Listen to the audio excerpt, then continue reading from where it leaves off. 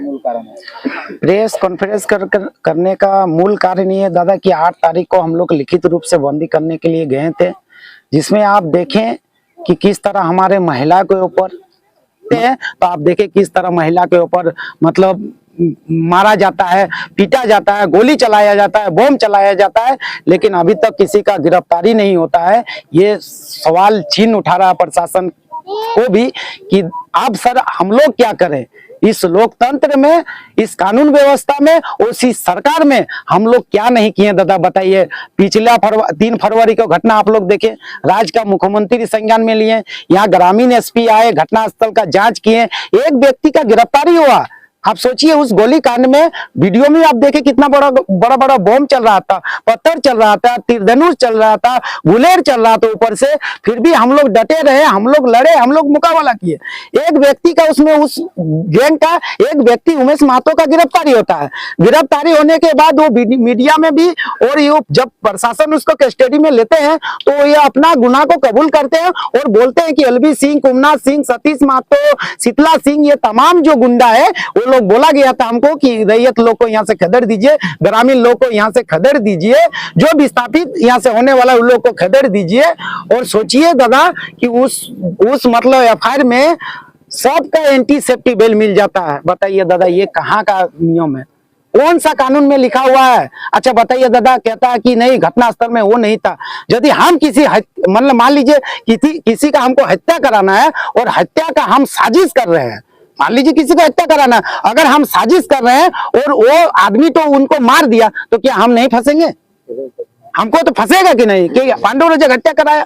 तो जब जो पीड़ित है जिनको चोट लगा, देखिए हमारे पास बैठी हुई है और कुछ बैठे हुए हैं महिला लोग, देखिए जो कितना गंभीर रूप से आप देखे चल नहीं पा रही है। अभी भी देखिए रेखा देवी जो पीएमसीएच में जिंदगी और मौत से जूझ रही है, काली पदो कुंभकार जिसका गर्दन टूटा है, उनको आप देखें एलबी सिंह का 2 गुंडा मारने के लिए गया था, उनको हमने वहां से लेके प्राइवेट में उनका ट्रीटमेंट चला रहे हैं। आप बताइए दादा उस दिन यदि उन लोग का गिरफ्तारी हो जाता या तो उन लोग का जेल हो जाता तो पुनः इस तरह घटना नहीं होता। उसके बीच में फिर ग्रामीण का और मैंने प्रमुख का माध्यम से बोली और आंदोलन हुआ, उन लोग को भी यही गुंडा लोग खरीदा।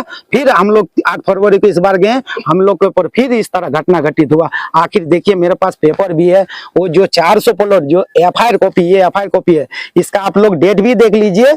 इसका डेट है 24/12/2023 को एफआईआर हुआ था एलबी सिंह माने एटी दे प्रभास संचालक के ऊपर एलबी सिंह, कुमनाथ सिंह और जीएम। अगर इस लोग के अगर गिरफ्तारी हो जाता तो हम लोग का सब जमीन बच जाता, हम लोग का इतना बड़ा तालाब बच जाता, हम लोग का मंदिर बच जाता, हम लोग का कुआं बच जाता।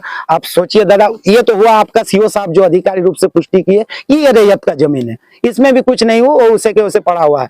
आप देखिए इसमें यहाँ पर आता है, यहाँ पर एक कमेटी का गठन होता है 2022 में 6 अगस्त को एलआरडीसी हमारे पंचायत आते हैं, एलआरडीसी आते हैं, आपका एरिया का जीएम साहब आते हैं, आपका अंचल का सीओ साहब आते हैं और तमाम पत्रकार आते हैं और आपका कोयला भवन का भी एक टीम यहाँ आते हैं, झरिया के भी एजेंट और जीएम साहब यहाँ आते हैं।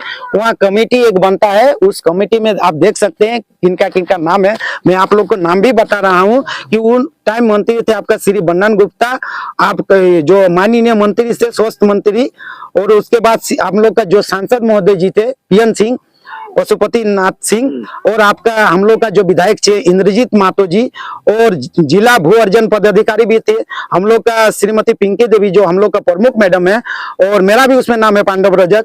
आपका मतलब जो रैयत का जमीन अधिग्रहण होगा जिसमें मान लीजिए बैंक पैसा तो आपका अकाउंट में जमा होगा, वो बैंक भी वाले शाखा भी प्रबंधन केनरा बैंक वाले आए थे, बीसीएल का था, आपका सुरुंगा का जो मुखिया विजय कालिंदी, उनका पूरा एक टीम बना कि कैसे जमीन अधिग्रहण करना है। अगर मान लीजिए जो विस्थापित होता है, जैसे बेलदौड़ा ऑफिस दौड़ा के लोगों को विस्थापित किया गया, आप जाके देखिए जो दादा उन लोगों का क्या स्थिति है, एक लिखित रूप से बीसीएल नहीं किया। दुख इस बात का है कि आप बीसीएल न करे।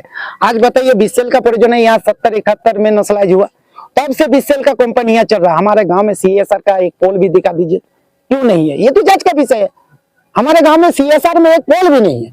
शिक्षा, सड़क, बिजली, पानी, ये तमाम चीज को छोड़िए, बच्चा को पढ़ने के लिए स्कूल देना चाहिए था, शिक्षा के लिए स्कूल देना चाहिए था, खेल के लिए मैदान देना चाहिए था, अब बताइए हॉस्पिटल देना चाहिए था, पानी देना चाहिए था, लेकिन जो देना तो छोड़िए, जो हमारा था आज देखिए हमको बर्बाद कर दिया।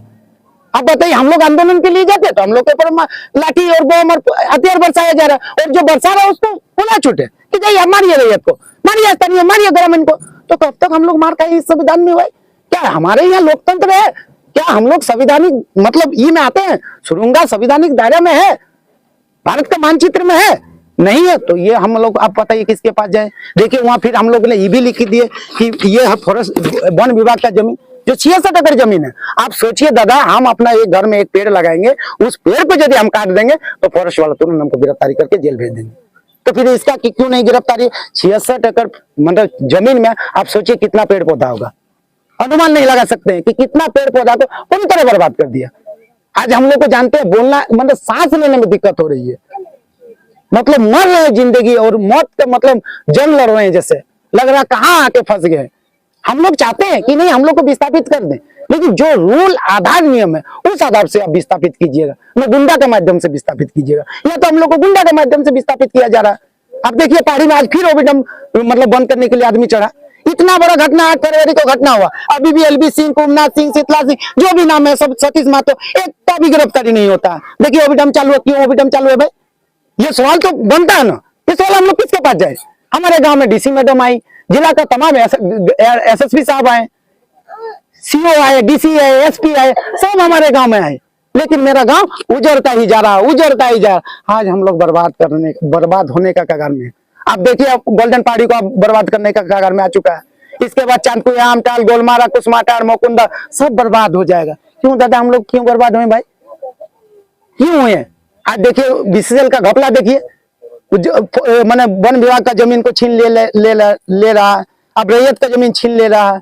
हम लोग का जितना मूल सीएसआर में देना चाहिए, देने के बाद तो छोड़िए, जो मेरा था उसको भी छीन ले रहा। तो हम लोग किसके पास जाए बताइए? राज्य का मुख्यमंत्री जिस केस में संज्ञान लेते हैं उसमें भी एंटी सेफ्टी बेल मिल जा रहा है। इतना बड़ा घटना में अभी तक एक भी गिरफ्तारी नहीं हो, इसमें भी यदि सबको बेल मिल जाएगा तो हम लोग के पास क्या विकल्प बचा है? क्या हम लोग को आत्महत्या कर लेना चाहिए? अब तो दूसरा हम लोग के पास विकल्प नहीं। अगर हम लोग आंदोलन करने के लिए जाते हैं तो हम लोग को गोली, बम और ऊपर से फिर एफआईआर, लॉ एंड ऑर्डर का बात आता है। तो लॉ एंड ऑर्डर क्या हमारे लिए है? क्या एलबी सिंह के लिए लॉ एंड ऑर्डर नहीं है? जो धनबाद को, आज सुरंगा को छोड़िए, आज देखिए आपको भौरा को बर्बाद कर दिया, भलवा को बर्बाद कर दिया, धनवाटी को बर्बाद कर दिया, लोधना को बर्बाद कर दिया, कुजाना को बर्बाद कर दिया, पूरा सुरंगा को बर्बाद कर दिया। आज पहाड़ी आमटाल में इसको बर्बाद करने का लगा हुआ है। तो एक आदमी क्या संविधान में बैठे हुए पदों से, अधिकारियों से बड़ा हो जा रहा है? क्या सिस्टम से बड़ा हो जा रहा है? कि कानून से बड़ा हो जा रहा है? प्रशासन से बड़ा हो जा रहा है एक व्यक्ति? बताइए कि कैसा, मतलब हमको तो समझ में नहीं आ रहा कि आजाद भारत में हम लोग है कि नहीं है। ये तो चिंताजनक है। आप लोग दादा हम लोग के साथ इंसाफ कीजिए, या तो आप लोग हम लोग के साथ खड़ा रहिए। हम लोग के पास दूसरा विकल्प है नहीं, हम लोग आत्महत्या करने के लिए मजबूर है। और जैसे ही हमारे जितने भी महिला जो अभी हॉस्पिटल में जिंदगी और मौत से जूझ रहे आएंगे, पुनः हम लोग लिखित रूप से कंपनी का काम बंद करेंगे। और यदि किसी तरह का कुछ भी होता है, किसी का अगर बाल भी बका होता है, तो हम लोग और किसी के साथ लड़ने भी नहीं जाएंगे। हम लोग को मांगे नहीं। जब 70-71 मैंने नेशनलाइज हुआ 20 साल का, आज 55-60 साल बीत जाने के बावजूद भी यदि हमारे गांव में एक पोल नहीं है, तो फिर अब हम लोग को क्या मांग चाहिए? हम लोग को कुछ नहीं चाहिए। अब बताइए हम लोग का युवा क्यों जाए बाहर भाई खटने के लिए? यहाँ मान लीजिए कोयला है, कोयला कहता है कि कोयला 2 झोड़ा कोयला कोई व्यक्ति लाता है तो वो चोर हो गया। आज जो ट्रक एलपी में ले जा रहा है वो लोग क्या है दादा? ये तो सवाल है ना। जब ये सवाल आप पूछने जाइए तो बोलेगा कि नहीं भाई ये ज्यादा बोल रहा है। ज्यादा और कम का बात नहीं, जो कानून में है हमको अधिकार चाहिए, जो सिस्टम में है वो अधिकार चाहिए। और जो भी दोषी है, अगर पांडव रजक भी दोषी है तो उसको भी कानूनी, उसके ऊपर भी कानूनी कार्रवाई होना चाहिए। कुछ लोगों का कहना है कि जो लोग हंगामा कर उस दिन वो लोग रैयत नहीं है, उस पर आपका क्या कुछ कहना है? देखिए कुछ लोग दादा दिल में हाथ रख के एक चीज बताइए कि जब मेरा देश आजाद नहीं हुआ था, जब मेरा देश आजाद नहीं हुआ था उस टाइम भी अंग्रेज के साथ कुछ भारतीय मिला हुआ था, तभी अंग्रेज इतना साल शासन कर पाए हमारे देश में। तो उसी का ये लोग डीएनए है जो कहता है कि हमारे साथ रैयत जुड़ा हुआ नहीं। रैयत यदि जुड़ा नहीं है तो आप लोग जाके देखिए रेखा देवी को, जो कौन है, जो जिंदगी मौत से उस दिन 8 तारीख को घटना में जो घायल हुए महिला, जाके आप पता कीजिए कि वो रैयत है कि नहीं है। दूध का दूध पानी का पानी हो जाए। हमको कहता है कि हम बारी है, जो मेरा घर यही है, 2 बार हम चुनाव लड़े, उसके लिए हम बारी है। और उसका एलबी सिंह कौन है, पूछिए उनको जाके कि तुम्हारे एलबी सिंह कौन है। यदि हम बारी है, एलबी सिंह आपका बाबूजी तो नहीं है, उसको तुम बारी कहीं नहीं बोल रहा। जो सतीश महतो को तुमको नाम लेने में किस चीज का डर लग रहा है? सतीश महतो का आपका कहीं नहीं नाम ले रहा है। जो गांव के महिला लोग को पीट रहा है, आपको उसमें दुख जताना चाहिए कि हमारे ही गांव माँ बहन बेटी को पीट रहा है, आप तमाशा देख रहे हैं। आप गुंडा का मनोबल बढ़ा रहे हैं प्रेस कॉन्फ्रेंस का माध्यम से। आप क्या कहना चाहते हैं? उस टोला में 130 घर था। अगर 4 घर का व्यक्ति, अगर एक घर का व्यक्ति मार खा रहा है, बाकी 126 घर का व्यक्ति को कोई छुआ नहीं, पूरा 4-5 टोला का ग्रामीण गया था। हम इसमें भी बोले प्रशासन जांच करे कि बाकी घर में क्यों नहीं गया। ये तो सोचने की बात है। तो अंग्रेज भी जब था तोड़ने का प्रयास कर रहा है। इस आंदोलन को रूपरेखा, जो आंदोलन अभी मतलब झारखंड में बोलिए तो एक जलन मुद्दा बना हुआ, इस आंदोलन को कैसे तोड़ा जाए। न पांडव रजक बारी है, यहाँ जो जाता है कोयला का लड़ाई है, मतलब लोगों को दिग्भ्रमित करने में लगा हुआ है। उसके पास धन है, उसके पास बल है, वो उस चीज का उपयोग कर रहा है। उसके पास जन शक्ति नहीं है। अगर जन होता तो फिर महिला के ऊपर क्यों मारता भाई? आइए, आपको सतीश महतो को तो हम चैलेंज किया कि यदि आप उतना बड़ा गुंडा है तो आप चुन लीजिए जगह, चुन लीजिए। आप ही से यदि लड़ना है, आपसे लड़ाई नहीं है। आपके पास बताइए सतीश महतो, मेरे पास देखिए पेपर है, हम आप लोग को पेपर भी दिखा रहे हैं मीडिया का माध्यम से। देखिए पेपर, ये खुद झरी कुंभकार जो लाइन उस पार का है, महावीर कुंभकार के पिताजी है, 16 डिसमिल जमीन में वो काम कर रहा है, नौकरी कर रहा है बीसीसीएल में। और चिंताजनक, आपको अभी और एक पेपर सबमिट करेंगे कि जनवरी महीना से वहां गया नहीं है, फिर भी उसका हाजिरी बन रहा है। वो जमीन कौन, नौकरी कौन लिया? वो सतीश महतो, झरी कुंभकार के जमीन के बदले सतीश महतो नौकरी कर रहा है बीसीसीएल में। और सोचिए कि एक व्यक्ति, आप सोचिए कितना चिंताजनक है, जो बीसीसीएल में काम कर रहा है। आप एक माने 4 व्हीलर, जो बीसीसीएल का कर्मी है, एक 4 व्हीलर खरीदने में आपको सोचना पड़ता है। और जिसके पास सोचिए थार, स्कॉर्पियो, टोयोटा, फॉर्च्यूनर, बड़ा बड़ा गाड़ी, बड़ा बड़ा मॉल, आखिर उनका भी संपत्ति का हम लोग जांच करा रहे हैं।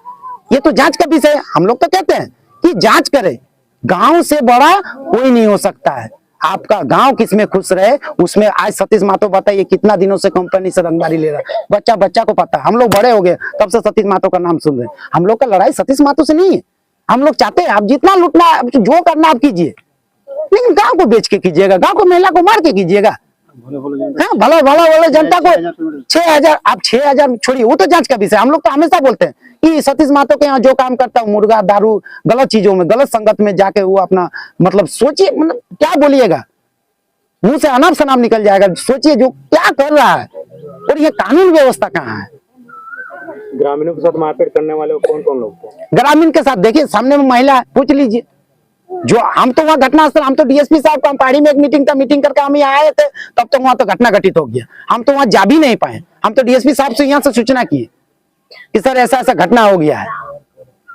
अंततः आप लोग ग्रामीण रैयतों ने क्या कुछ सोचा है? हम लोग अंततः सोचे हैं कि दादा पुनः हम लोग जैसे वहां से स्वस्थ होके, जो हमारे महिलाएं जो पुरुष वहां पर हॉस्पिटल में एडमिट है, जैसे हम लोग उन लोग को छुट्टी करा के आएंगे और निस्संदेह हम लोग फिर एक बार लिखित देंगे और कंपनी का एकदम, अभी देखिए कंपनी का काम चल रहा है, उसका काम को हम लोग बंद करने का काम करेंगे।